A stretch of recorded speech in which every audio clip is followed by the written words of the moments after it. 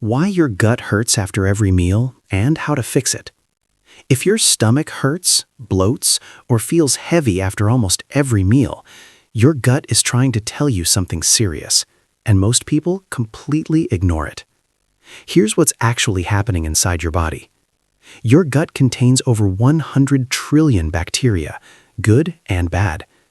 When the balance breaks down, every meal becomes a war zone. Your digestive system can't break food properly. Gas builds up, inflammation kicks in, and you feel it as pain, bloating, or that uncomfortable heaviness. But here's what most people don't know.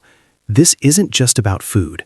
Stress, poor sleep, and even antibiotics silently destroy your gut balance over time.